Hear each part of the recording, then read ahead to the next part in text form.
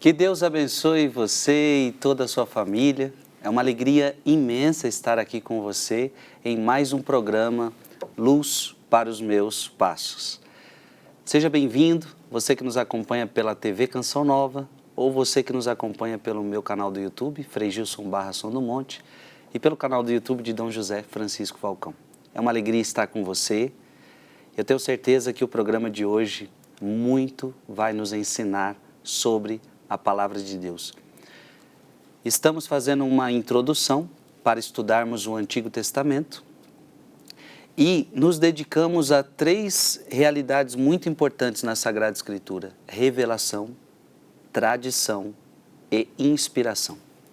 Já vimos a revelação, já vimos em programas passados sobre a tradição e agora, neste programa, nós já iremos iniciar sobre inspiração. Então não tem como você entender Bíblia se você não entender essa categoria, inspiração. Portanto, o programa de hoje é muito bom, você não pode perder. Fique conosco, pegue a sua Bíblia, seu catecismo da Igreja Católica, seu caderno de anotações. Antes de tudo, quero saudar e receber aqui, mais uma vez conosco, Dom José Falcão. Sua bênção, é uma alegria tê-lo aqui. Deus abençoe sua vida, é uma alegria estar aqui. Dom José, já terminamos então uma grande reflexão, muitos programas dedicados à revelação, que eu gosto muito dessa realidade. Vimos a importância da tradição, foi muito importante ver a importância da tradição para a Igreja Católica. E agora um tema que também me é muito caro, acho tão bonito, quando a gente fala sobre inspiração. Porque se nós não acreditarmos que esse livro é inspirado, tudo não faz sentido para nós, né? E é sobre isso que eu quero conversar com o senhor hoje. Então, o que significa afirmar que a Escritura toda ela é inspirada por Deus? Porque, Dom José, muita gente diz assim, isso daqui foram os homens que escreveram, isso daqui a gente não pode levar tão à risca por causa disso. Isso aqui não tem peso. Isso aqui é um momento histórico. Então, como é que a gente pega algo que os homens escreveram há milhões de anos atrás e agora a gente traz isso para a nossa vida? Não tem nexo isso. Foi escrito pelos homens. E o que significa que ela foi inspirada por Deus toda? Dizer que a Bíblia é inspirada significa que a redação dela, que foi obra de mãos humanas, isto é, quem a escreveu, as mãos que as escreveram, isto é, as letras, os versículos, os capítulos, os livros, em épocas diferentes, por pessoas diferentes, na hora em que estava sendo redigida qualquer parte da Bíblia, a pessoa que redigiu recebeu uma inspiração de Deus, uma luz de Deus, uma moção de Deus, que é do seu Espírito Santo. Uhum. É o Espírito quem move o autor sagrado a escrever e, portanto, sob a orientação de Deus, sob a luz de Deus, sob a ciência de Deus, sob o entendimento de Deus. Então, toda ela foi escrita sob essa inspiração, sob essa luz do Espírito Santo. Isso significa que o autor humano escreveu com o auxílio, com a graça, com a força, com os dons do Espírito Santo. Então, o autor principal foi aquele que inspirou os autores humanos que pegaram as penas e que colocaram no material, normalmente pergaminhos, a grande maioria, provavelmente pergaminhos. E isso significa, ela foi redigida por seres humanos, mas com o auxílio de Deus, inspirados por Deus. Muito bom. Agora, diante do que o senhor falou, Como é que a gente poderia dizer? Então, mas quem então é o autor? São os homens ou é Deus? As duas coisas, cada uma num sentido. Primeiro, nós vamos responder contundentemente a essa sua pergunta, quem é o autor da Sagrada Escritura, de forma bem direta. Deus é o autor da Sagrada Escritura. Já vá abrindo o seu catecismo, porque com a frase da igreja fica mais claro. Porque essa frase, ela vem acompanhada de outras frases. Uhum. E é exatamente nessas outras frases que vão entrar os autores humanos. Então, carta de São Paulo aos Romanos. Quem escreveu? O apóstolo Paulo. Especificamente no caso da carta aos Romanos, quem escreveu foi Tércio. Isto é, São Paulo é o autor intelectual da carta. Mas São Paulo ditou a carta e Tércio escreveu. Mas a carta é do apóstolo Paulo.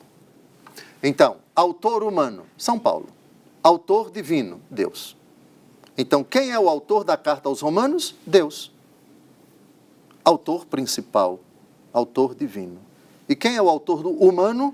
O apóstolo Paulo, que redigiu esse livro inspirado por Deus, que é o autor dessa carta. Parágrafo 105 do Catecismo da Igreja Católica. Veja a frase principal. Deus é o autor da Sagrada Escritura. Leia, por favor. Deus é o autor da Sagrada Escritura. As coisas divinamente reveladas que estão contidas e são apresentadas nos livros da Sagrada Escritura foram registradas sob a inspiração do Espírito Santo. Continue. A Santa Mãe Igreja, segundo a fé apostólica, tem como sagrados e canônicos os livros completos, tanto do Antigo como do Novo Testamento, com todas as suas partes, porque, escritos sob a inspiração do Espírito Santo, eles têm Deus como autor, e nesta sua qualidade foram confiados à própria Igreja. Pronto, então aqui temos o autor divino. Os autores humanos vamos tratar no próximo parágrafo. Então não há contradição em dizer que Deus é o autor e que São Paulo é o autor. Quanto ao caso específico da carta aos Romanos, vamos ao último capítulo da carta aos Romanos para a gente ver Paulo e Tércio. Quem escreveu? Tércio. Mas quem é o autor? Paulo. Tércio é o redator. Uhum. E isso em nada desmerece a autoria paulina da carta aos Romanos.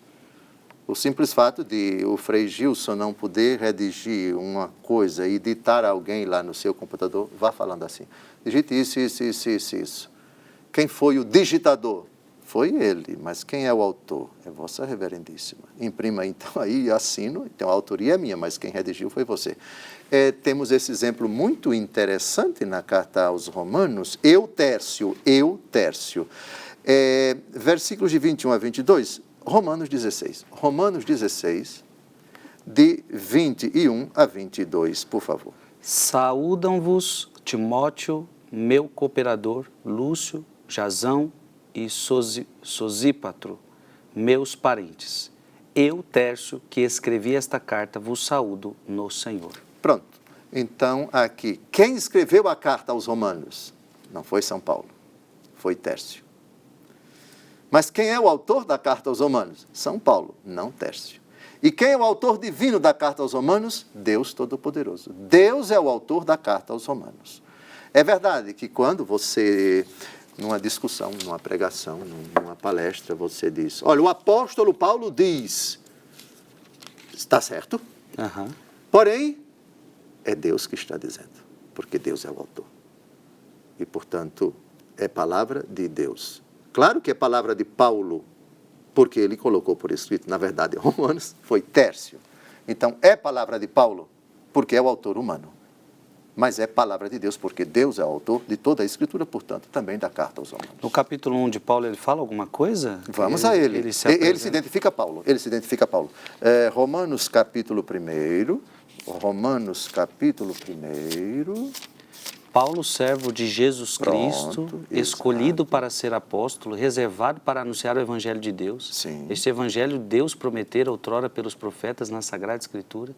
Ou seja, ele se identifica aqui como... Sim, sim. Todas as cartas dele, né? Algumas ele coloca não apenas ele, não é? Não apenas ele, mas também alguém que o acompanha. Vamos ver se Vossa Reverendíssima consegue identificar. Vejamos na carta aos Filipenses. Paulo e Timóteo, servos de Jesus Cristo, a todos os santos em Jesus Cristo, que se acham em Filipos, juntamente com os bispos e diáconos, a vós graça e paz da parte de Deus, nosso Pai, e da parte do Senhor Jesus Cristo. Então, quem é o autor divino da carta aos Filipenses? Deus. Quem são os autores humanos da carta aos Filipenses? Paulo e Timóteo. Paulo e Timóteo. Paulo e Timóteo são os autores humanos, não é? Porém, veja aqui uma coisa, deixe-me ver, Colossenses agora. Vimos Filipenses, não foi? Uhum. Vamos a Colossenses. Quem são os autores humanos da carta aos Colossenses? Colossenses 1, Paulo, apóstolo de Jesus Cristo, pela vontade de Deus, e o irmão Timóteo, aos irmãos em Cristo, santos e fiéis de Colossos. Sim. A vós graça e paz da parte de Deus, nosso Pai. É Paulo e Timóteo? Paulo e Timóteo.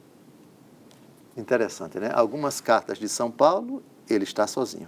Outras cartas, ele coloca como autores humanos, ele e Timóteo.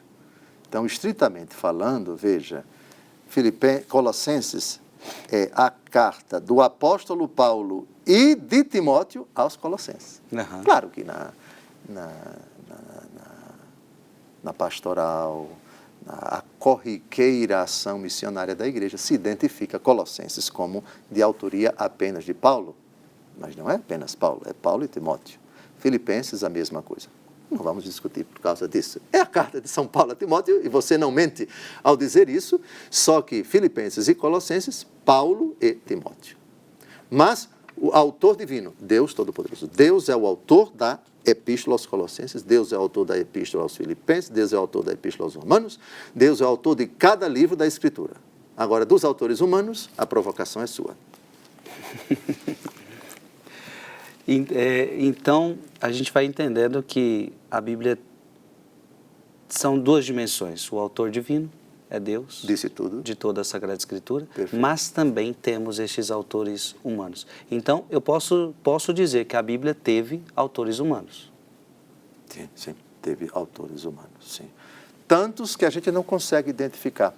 Por exemplo, não conseguimos identificar apenas em nível de hipótese, de propostas, de sugestões, o autor da carta aos Hebreus. Mas não sabemos quem é o autor, por exemplo, no Antigo Testamento do primeiro livro dos Reis, do segundo livro dos Reis. Algumas propostas são apresentadas, mas isso absolutamente não conhecer o autor humano, isso em nada prejudica, compromete a nossa fé na inspiração da Escritura ou na credibilidade, em decorrência disso, na credibilidade das Escrituras. Absolutamente. Reputamos que quem quer que tenha escrito esta parte da Escritura, esse livro da Escritura, escreveu sob inspiração de Deus, que é o autor primeiro da Sagrada Escritura. O senhor disse que teria um parágrafo do Catecismo que falaria sobre isso. Sobre os autores humanos? É. É o próximo, é o próximo. Parece que era o 106, não é isso? 106, sim. Vossa Reverendíssima leu o 105, não foi? Isto. Leia, por favor, o 106. Deus inspirou os autores humanos dos livros sagrados. Na redação dos livros sagrados, Deus escolheu homens, dos quais se serviu, fazendo-os usar suas próprias faculdades e capacidades, a fim de que, agindo Ele próprio neles e por meio deles, escrevessem como verdadeiros autores tudo e só aquilo que Ele próprio queria. Esse parágrafo ele foi tirado praticamente é todo da Dei Verbum, número 11. Dei Verbum é uma constituição dogmática do Concílio Vaticano II sobre a divina revelação. Então, Deus escolheu homens. Claro que homens aqui, veja, não está excluída a possibilidade de mulheres. Aqui nós estamos utilizando a palavra homens no sentido de seres humanos. Como eu disse, muitos são os autores desconhecidos, não conhecemos os autores de muitos livros do Antigo Testamento. No Novo Testamento é coisa diferente, porque a tradição da Igreja Católica reputa unanimemente ao primeiro evangelho a autoria de Mateus, ao segundo evangelho a autoria de Marcos, ao terceiro evangelho a autoria de Lucas, ao quarto evangelho a autoria de João, ainda que esses nomes não apareçam como autores, eles não se identificam nesses evangelhos como São Paulo se identifica. Idem para os Atos dos Apóstolos, a tradição reputa como autor São Lucas e assim por diante. Independente de saber, de identificar com a tradição da igreja e com o próprio texto quem foi o autor, Deus escolheu esses homens. Sejam eles homens ou mulheres, enfim, não temos absolutamente nenhuma prova, e também não está excluído homens aqui no sentido genérico. Quem escreveu o livro do Eclesiástico, quem escreveu o livro do Eclesiastes, ou quem escreveu aquele livro sapiencial, quem escreveu aquele salmo cujo autor não sabemos, etc., não importa. Todos eles escreveram inspirados. Deus se serviu desses homens, Deus se valeu das suas faculdades, das suas capacidades e eles próprios agindo, portanto, eles escrevendo, não foi Deus, mas nesta hora Deus, por meio deles, foi colocando no texto aquilo que correspondia à santa vontade de Deus. Escreveram, portanto, inspirados. Mas aí, Dom Falcão, alguém pode se perguntar, os homens são muito falhos. São. Pecadores, falhos, em todos os sentidos. E como é que o ser humano foi encarregado de fazer algo assim e a probabilidade de erro é muito grande? E a pergunta então que se faz é o seguinte, a Bíblia contém erros? Se Deus se utiliza de pessoas humanas, pecadores, será que a Bíblia não contém então um monte de erros? Como é que funciona isso? Na hora em que eles estão escrevendo inspirados por Deus, e Deus não erra. Eles podem e talvez tenham cometido erros tremendos. Até do ponto de vista moral, não está excluída essa possibilidade de antes de começar a escrever. Mas na hora de escrever, escreveram inspirados por Deus. Aquilo que eles fizeram, sob a moção do Espírito Santo, não foi absolutamente atingido por nenhum erro.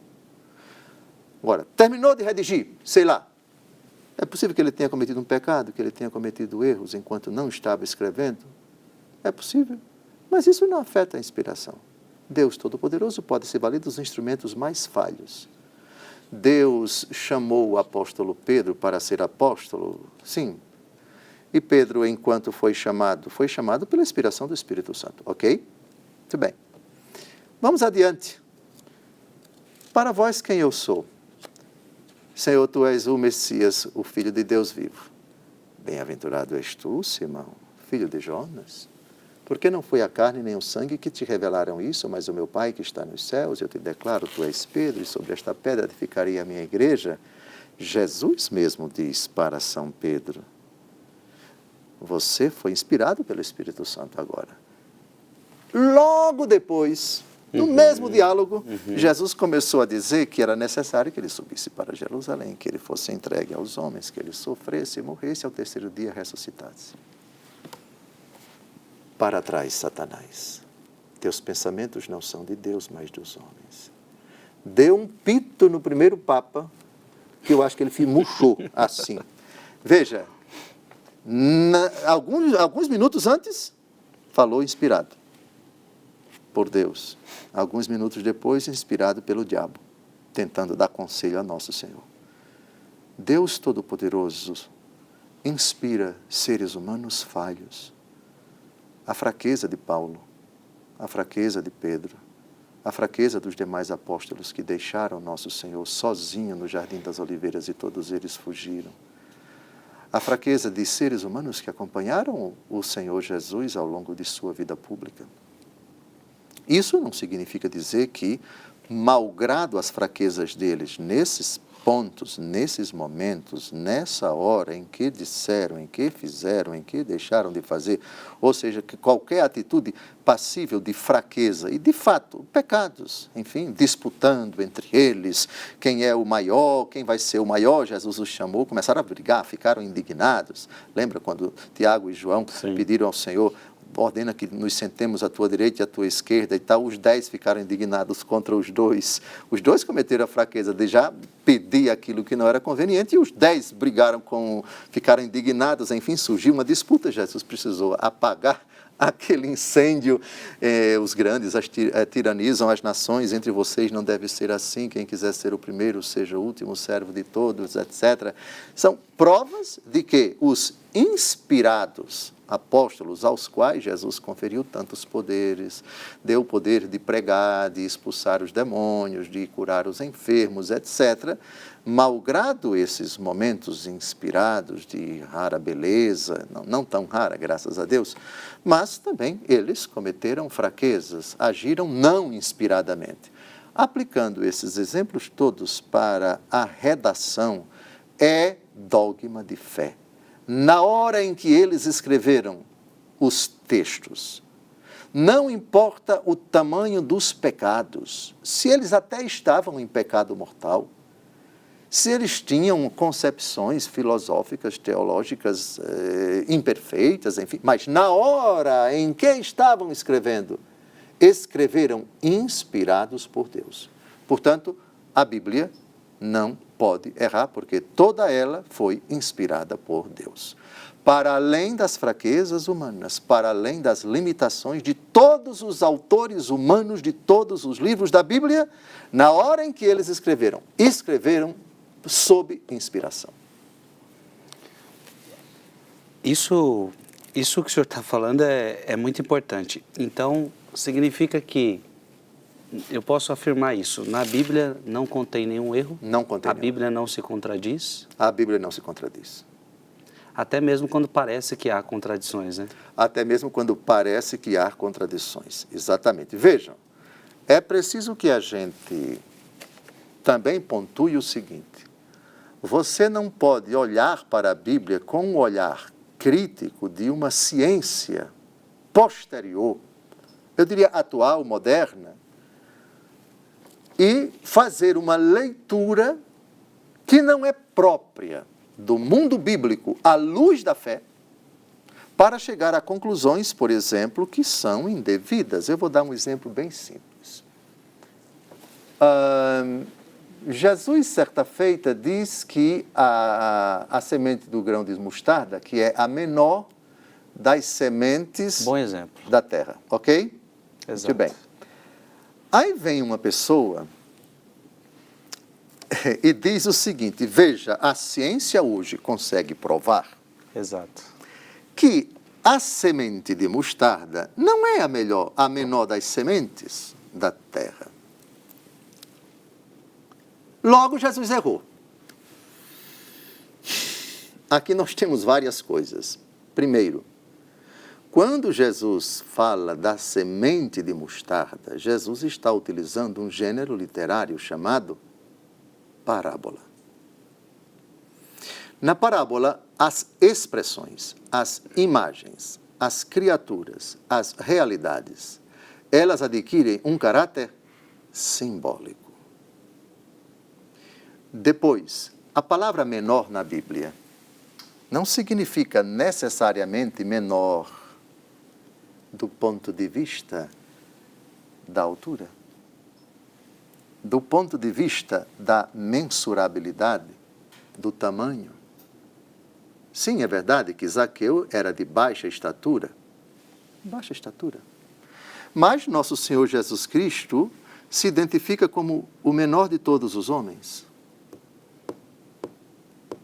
e chama João Batista o maior de todos os homens. Dentre todos os nascidos de mulher, ninguém maior do que João. Do que João. Do que João. Será que com isso Jesus quis dizer que João tinha 30 metros de altura? Não. Mateus capítulo 11, versículo 11. Vossa reverendíssima, por favor, estamos a 2 minutos do final do bloco, mas no segundo bloco a gente vai ver esse texto. Jesus se chama de menor, o menor no reino dos céus é maior do que ele. Menor na Bíblia, menor nos lábios de Jesus, não significa menor de altura. Esse é o tampinha, aquele é o varapau. Varapau em Alagoas significa o altão, né? O altão. Essa eu nunca tinha ouvido. Varapau? Não. Precisa ir a Alagoas para... Eu vou lhe dar um dicionário de alagoês. Alagoês tem umas expressões, só tem em Alagoas. Um varapau é o altão, é o altão. Para Jesus, menor, maior, enfim, não significa necessariamente estatura, mas significa insignificância ou grandeza, envergadura. Nós vamos ver no segundo bloco São Paulo dizendo: eu sou o menor dos apóstolos. O que significa o menor dos apóstolos? Isso é uma figura de linguagem na língua portuguesa em que você exagera. Por exemplo, o Frei Gilson contou aqui uma história, mas eu morri de rir. Morri de rir. Essa expressão é usada em São Paulo, sua terra? Morri de rir? Já, sim. Já? Sim. Pronto. É um exagero. Você exagera, né? Sim. Não, você não morreu de rir, você está vivo aqui. O que significa a expressão morri de rir? Você quer acentuar que riu muito. Exato. Então você exagera. A semente de mostarda é a mesma coisa. Não é menor do ponto de vista do tamanho, se é 1 milímetro, 2 milímetros, 3 milímetros. É menor do ponto de vista da insignificância. Isso daqui é insignificante. Mas faltam 19 segundos, vamos retomar isso. Até porque, né, Dom José, era difícil pensar um Jesus que sabe todas as coisas, não saber uma coisa dessa. Né? Uma coisa básica dessa. Uma coisa básica dessa. Olha, o programa de hoje está bom demais. Um breve intervalo e nós já retornamos. Espero por você.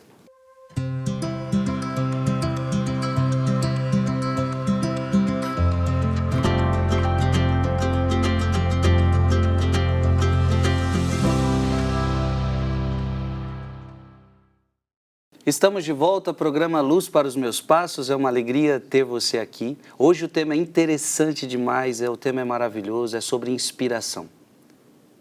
Toda a Sagrada Escritura é inspirada por Deus.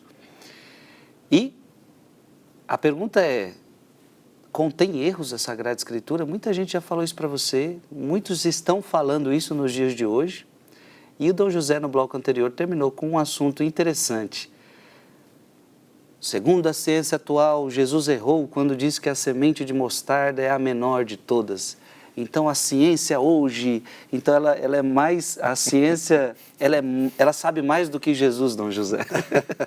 o Deus que sabe todas as coisas.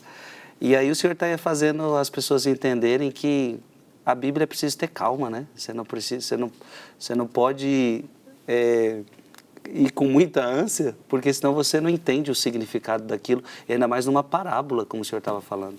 A parábola tem critérios próprios de interpretação.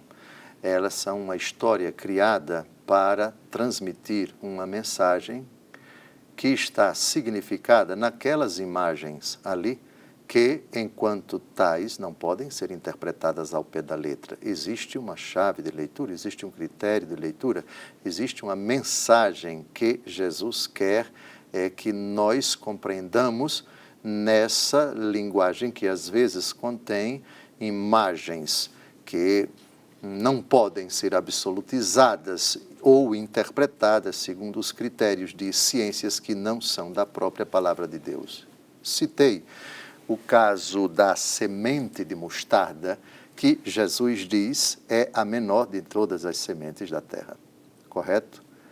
Bem, respeitamos a ciência botânica, a ciência tal, que hoje diz que a menor das sementes é a da papoula, é a da orquídea, ou seja lá de qual for a planta. Portanto, Hoje se consegue provar que a semente da mostarda não é a menor. Bom, como é que se resolve isso? É muito simples. A palavra menor nos lábios de Jesus, a palavra menor na concepção dos apóstolos, não se refere necessariamente ao tamanho, à estatura, à quantidade de milímetros, de centímetros, de metros. Vou dar um exemplo. 1 Coríntios capítulo 15, versículo 9, por favor. 1 Coríntios capítulo 5, 15, versículo 9. Jesus não errou.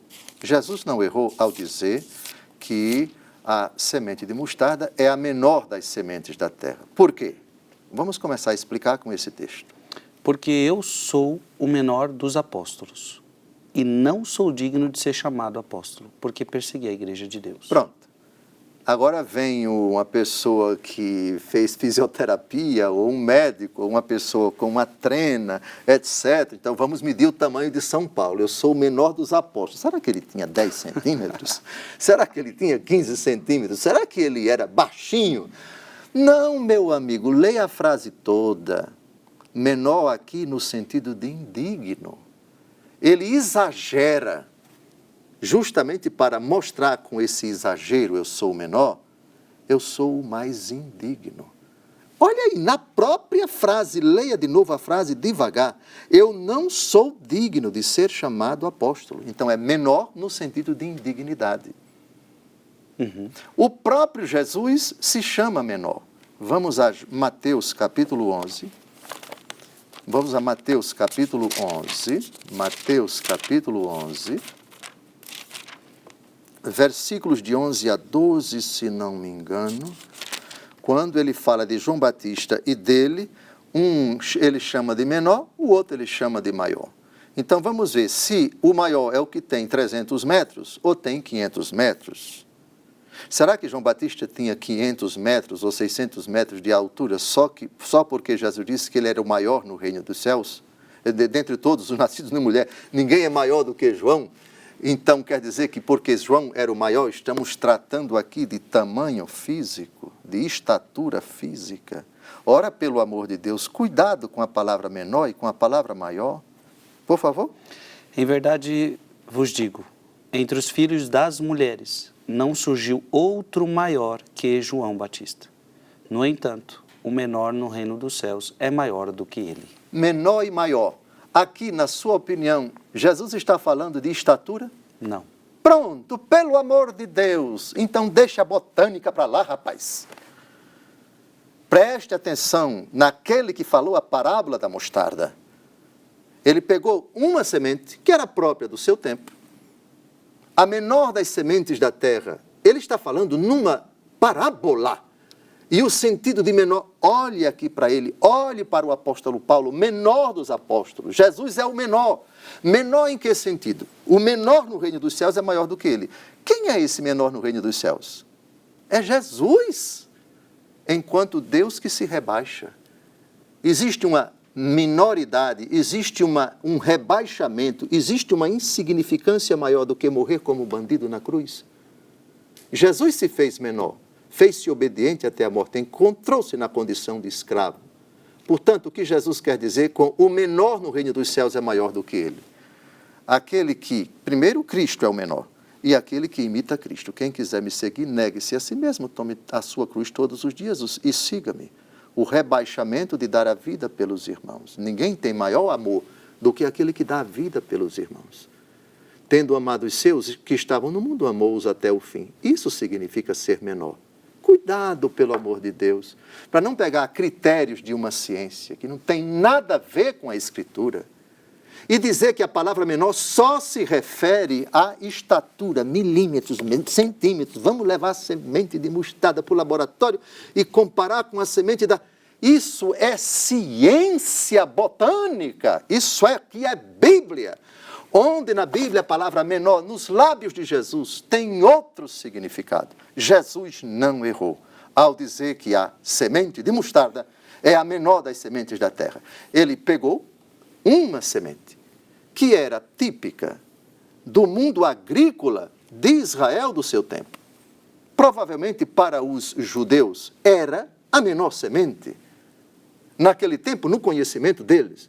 Mas isso, ao dizer a menor das sementes, quem falou? Falou aquele que disse que o menor no reino dos céus é maior que João Batista. Maior, menor. 1 Coríntios 15, 9. Eu sou o menor dos apóstolos, ou seja, eu sou o mais indigno. Moral. Quando Jesus disse que a semente de mostarda ela é menor, Jesus está falando da insignificância dela. Só isso. Não está falando do tamanho, da quantidade de milímetros, como a botânica. Não misture as coisas, por favor. Botânica é uma ciência. Bíblia tem uma linguagem que nos lábios de Jesus tem um significado que não necessariamente é significado de centímetros e milímetros. Estamos no contexto, a Bíblia não erra. Não erra. O senhor está deixando isso claro para a gente. Mas como entender, eu estou pensando em alguém agora fazendo esse questionamento, como entender quando, por exemplo, aí a gente vai no Antigo Testamento, olho por olho e dente por dente. Depois vem Jesus no Novo Testamento, vim levar a perfeição, aquela coisa, ouvistes o que foi dito, olho por olho, dente por dente, eu porém vos digo, amai os vossos inimigos. Alguém pode se perguntar, então ele errou aqui, por que ele está... Onde está o erro dentro do olho por olho? Onde está o erro? Onde está o erro? Então, porque se ele, a pergunta que alguém pode estar se fazendo, Sim. Se ele teve que mudar o que ele falou antes, tipo, ele mudou o que ele falou antes? Não, Deus não muda. Então, nós é que mudamos. Nós é que mudamos. Isso. Explique para nós essa questão. Pronto. Veja. Primeiro, nós vamos partir, não do dente por dente, olho por olho, vamos partir de uma coisa mais cruel ainda. Na Bíblia... Lameque.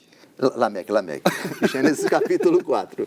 No tempo de Lameque, a justiça se resolvia assim. Se uma pessoa faz mal a alguém da minha família, eu posso matar 77 da família dele. Diga se não é cruel? Muito cruel. Muito cruel.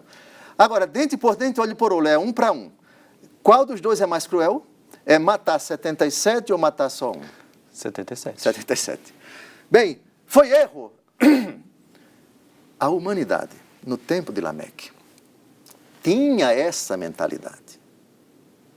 E Deus, quando se debruça sobre a humanidade, se debruça sobre uma humanidade com uma mentalidade rude, primitiva, à luz dos nossos critérios atuais. É uma brutalidade, etc, etc. E, verdadeiramente, a humanidade sai do estágio de uma brutalidade, de uma violência tremenda, de um sentido de justiça estritamente desproporcional, vamos ver assim, e vai educando paulatinamente essa humanidade, não da noite para o dia, não de Lameque, 77 pessoas. Se uma criança, a gente vai ver aqui agora, se uma criança causar uma contusão em mim, eu posso matá-la. Essa era a mentalidade no tempo de Lameque. Lameque é uma espécie de bisneto de Adão, bisneto, tataraneto, tetraneto, enfim. Depois, muito tempo depois, no livro do Êxodo, nós temos dente por dente, olho por olho. 1200 anos depois, amai-vos uns aos outros, amai os vossos inimigos, o mandamento do perdão. Não houve contradição, houve uma pedagógica e amorosa disposição de Deus sobre uma humanidade que vai educando-a. Entendi. Claro que Salomão errou. Salomão, quando ele contraiu, digamos assim, relações amorosas com 300 mulheres e 700 concubinas. Sim, a Bíblia contém erros de seres humanos. A Bíblia contém disposições, digamos assim, preceitos imperfeitos em comparação com a palavra de Deus. Disposições humanas. A Bíblia contém, no capítulo 24 do livro do Deuteronômio, a lei do divórcio, que na verdade nem é contemplada por nosso Senhor Jesus Cristo, que no capítulo 19 diz, Moisés permitiu por causa da dureza dos vossos corações, mas no princípio não foi assim. Então, se temos imperfeições, se temos erros no Antigo Testamento, não temos erros da parte de Deus, temos imperfeições da parte das criaturas, que em muitas situações Deus permite, Deus tolera e vai pacientemente educando essas criaturas. Mas dizer que houve erro de Deus quando Deus tolerou o pensamento de Lameque, como assim? Entendi. Tolerar a mentalidade de um povo para pacientemente educá-lo, e a educação de Deus não é da noite para o dia. Então é preciso situar Lameque no mandamento, o mandamento da lei do talião e o mandamento do amor. É Deus cuidando, Deus educando, Deus tirando dessa mentalidade ignorante, bruta, dessa mentalidade rude do tempo de Lameque até Jesus Cristo, passando por Moisés na lei do talião. Mas vamos ver Lameque daqui a pouco. Eu posso entender quando Jesus então diz, ouvistes o que foi dito? Porque Deus, ele poderia ter dito assim, Deus vos disse lá atrás, aí isso seria uma contradição, né? Não necessariamente. E veja, quando você diz para alguém alguma coisa se adequando, se adaptando à mentalidade, à capacidade de compreensão daquele povo, não é que você erra. Você utiliza uma linguagem que aquele povo é capaz de compreender. É lógico que essa linguagem aqui foi a que Deus escolheu como mais adequada, como mais oportuna, como mais, digamos assim, apta para esse povo, porque a sua capacidade de compreender era essa. Vamos ver daqui a pouco, eu sou o Deus que pune a quarta, quinta, oitava geração, etc. Mas isso é lá no livro do Êxodo. Primeiro vamos a Gênesis, capítulo 4, versículo 23 a 24. Pois bem, leia.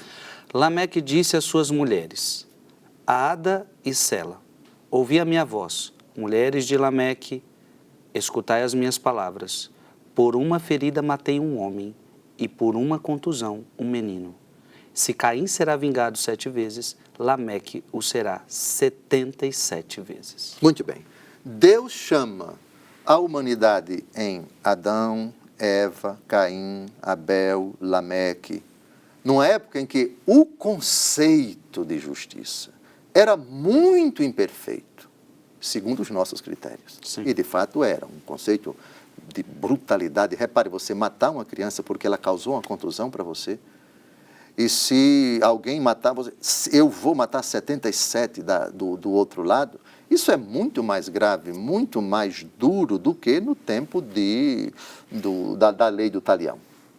Deus, não é que Deus errou, isso é uma constatação de um dado objetivo da humanidade no tempo de Lameque.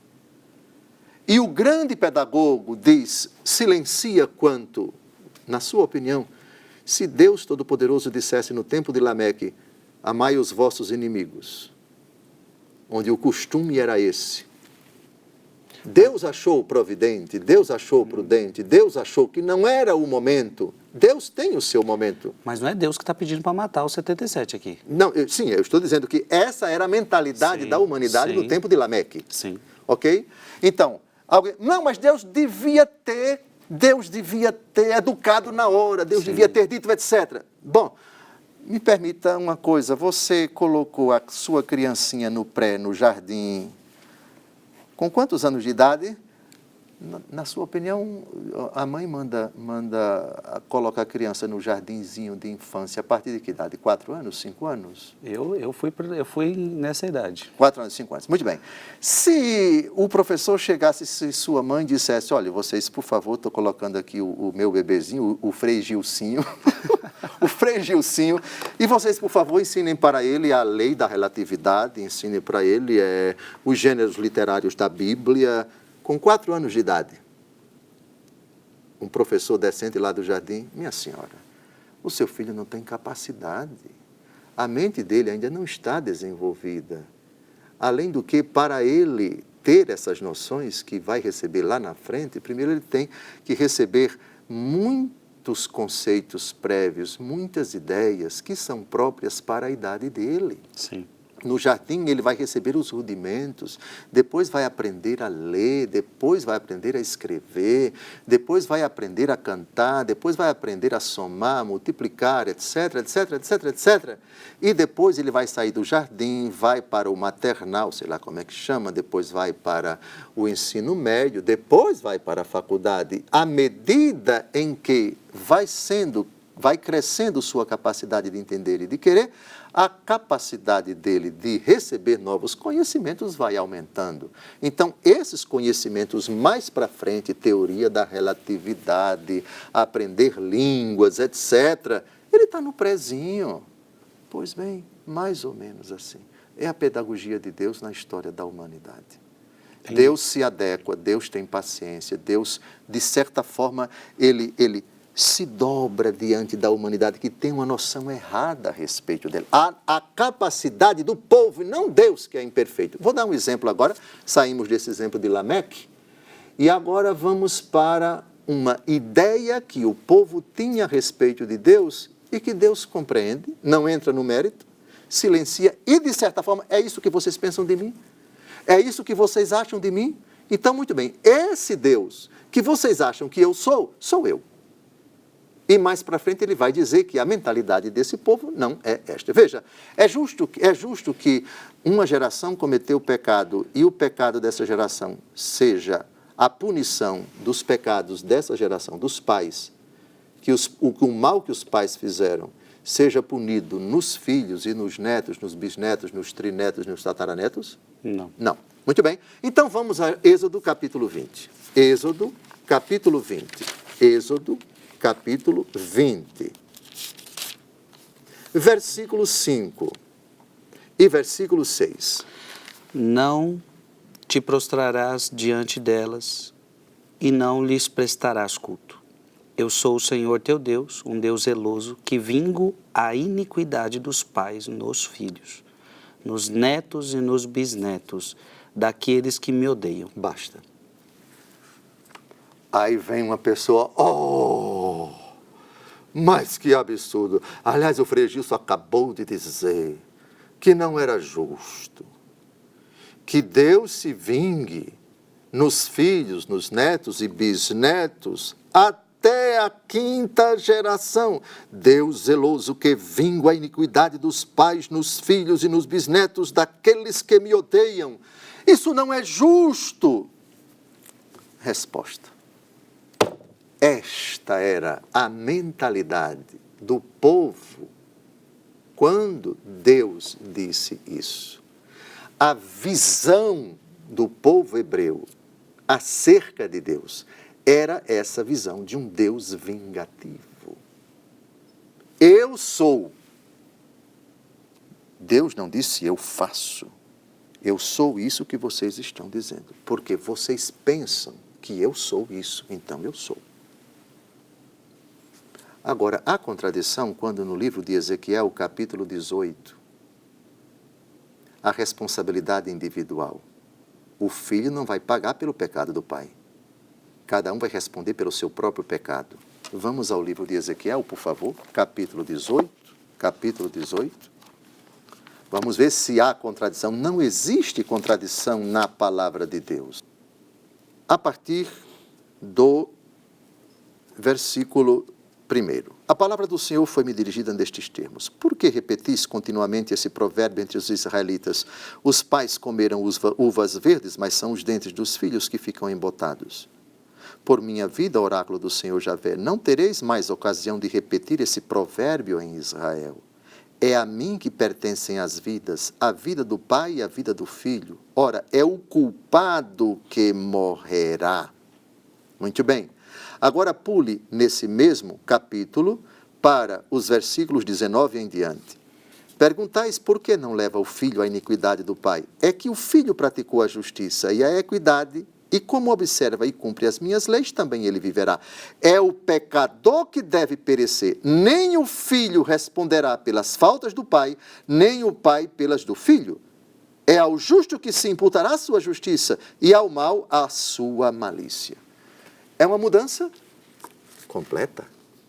No livro do Êxodo, Eu sou o Deus que se vinga, o pecado dos pais ele vai ser punido nos filhos, nos netos, nos bisnetos, etc. Deus era assim? Não, essa era a concepção do povo a respeito de Deus.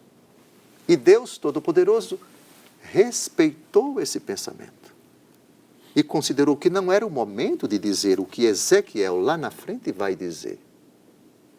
Pois uma coisa é a mentalidade do povo dura, bloqueada, fechada, com aqueles rígidos conceitos assimilados nos costumes, nas tradições, nas tribos, nas famílias, uma ideia que, segundo nossos critérios, uma ideia ultrapassada, uma ideia, digamos assim, uma ideia primitiva, uma ideia rude, uma concepção estritamente vingativa de um Deus.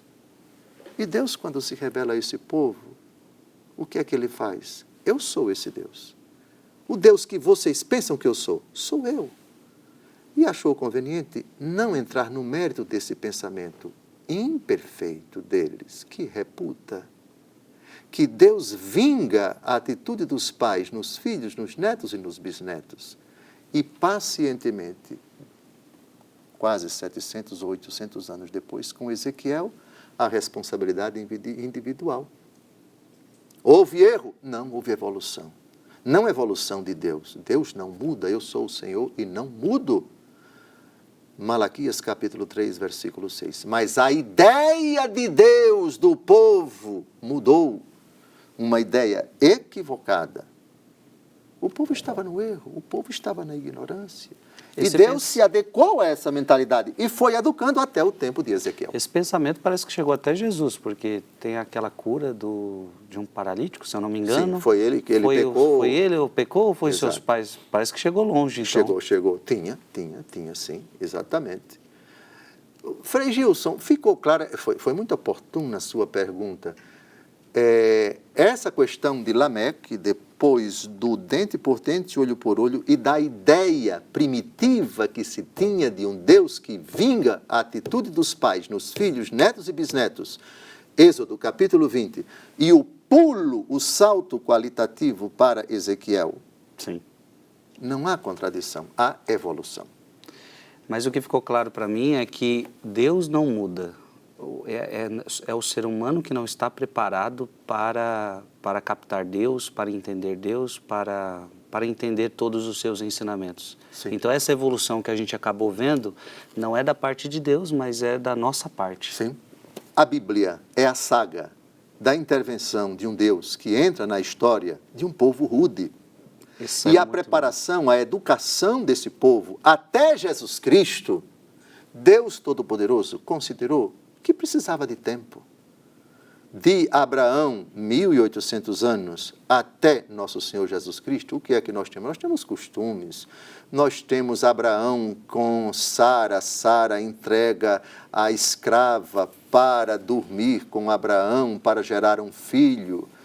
É claro que estamos aqui numa época bem diferente da nossa e Deus pacientemente vai educando o povo para que ele compreenda exatamente essa beleza, essa sacralidade, essa unicidade, essa exclusividade do uso dos corpos, a questão de fidelidade no matrimônio, que essa ideia precisa ser superada, que até a respeito da escravidão, que foi abolida. No tempo do apóstolo Paulo, nós temos ainda o contexto da época de Jesus, que se admitia a escravidão. Deus tem paciência e vai educando o povo, tirando costumes, conceitos, tradições imperfeitas até a chegada de nosso Senhor Jesus Cristo. Achei muito bonito quando o senhor falou isso. A Sagrada Escritura é a saga de um Deus que adentra na história de um povo para purificá-lo, para salvá-lo, para resgatá-lo. Se a gente entende só essa frase, a gente vai entender então todo esse contexto que Dom José trouxe para nós. Mas, gente, acabou o programa. Queria aqui fazer mais perguntas, já estava engatilhada aqui as perguntas, mas vamos ter que esperar para a próxima semana, tá bom? Foi uma alegria estar aqui com você e esperamos você na semana que vem, se Deus quiser. A bênção de Deus agora. Abençoe-vos Deus Todo-Poderoso, Pai, Filho e Espírito Santo. Amém. Amém.